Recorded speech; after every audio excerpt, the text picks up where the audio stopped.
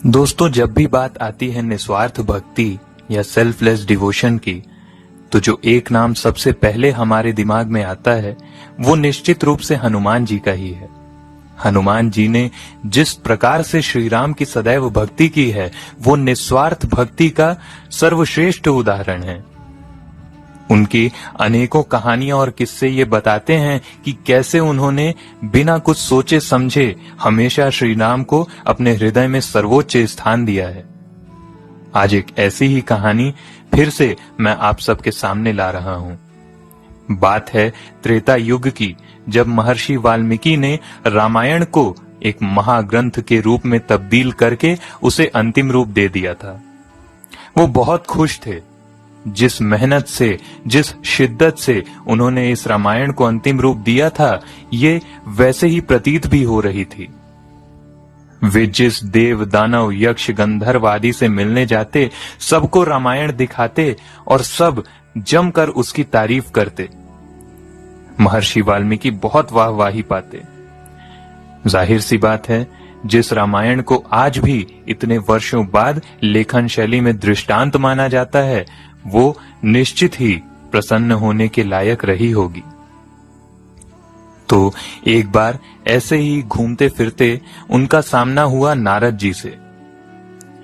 देवर्षि नारद को भी वाल्मीकि जी ने अपनी लिखी रामायण दिखाई, पर इस बार जो उन्हें जवाब मिला वह उन्हें चौंकाने वाला था।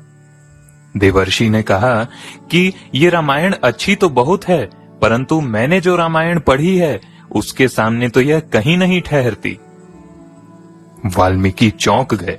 उन्होंने पूछा कि आपने किसकी रामायण पढ़ी है? उन्होंने कहा, वह रामायण एक वानर ने लिखी है।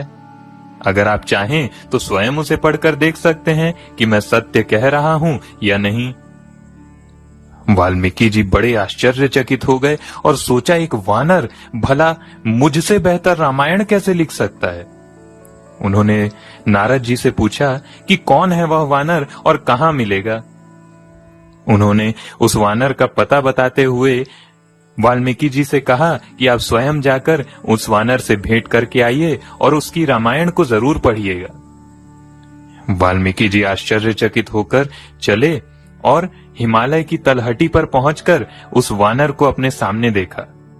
वह वानर कोई साधारण वानर नहीं, बल्कि स्वयं हनुमान जी थे। उन्होंने हनुमान जी से भेंट की और कहा कि हे हनुमान, आपने रामायण लिखी है, ये मैंने देवर्षि नारद से सुना। वे उसकी भरी पूरी प्रशंसा कर रहे थे, तो मैंने सोचा क्यों ना मैं स्वयं चलकर आपकी लिखी रामायण को पढ़ूं। हनुमान जी मुस्कुरा दिए, कहा, बिल्कुल, आप आइए, मैं आपको ले चलता हूं उस स्थान पर जहां मैंने उस रामायण को रखा है। तो महर्षि वाल्मीकि चले उनके साथ। अब वे दोनों चलकर एक चट्टान के पास पहुंचे और महर्षि वाल्मीकि ने देखा कि उस चट्टान पर, उस बड़ी सी चट्टान पर हनुमान जी ने स्वयं अपने नाखूनों से उस रामायण को लिखा था। महर्षि वाल्मीकि उसे पढ़ने बैठे। कुछ देर तक पढ़ने के बाद महर्षि वाल्मीकि इतने भावुक हो गए कि उनकी आंखों से आंसू गिरने लगे। हनुमान जी को आश्चर्य हुआ और उन्होंने इसका कारण महर्षि वाल्मीकि से पूछा। महर्षि ने दुखी होकर कहा कि हनुमान, तुमने जो रामायण लिखी है, मेरी रामायण तो कदाचित उसके सामने कुछ है ही नहीं। कल जब रामायण की बात होगी तो मेरा नाम तुम्हारी रामायण के सामने कहीं आएगा ही नहीं। बस इसी बात का बड़ा दुख हो रहा है कि मेरे वर्षों के कठोर परिश्रम को तो तुमने क्षणों में ही बर्बाद कर दिया। हनुमान जी ने बिना विलंब किए एक कंधे पर महर्षि वाल्मीकि को बिठाया और एक कंधे पर उस चट्टान को उठा लिया और वे समुद्र की ओर प्रस्थान करने लगे। महर्षि ने पूछा, अरे भाई, कहां ले जा रहे हो? बता तो दो।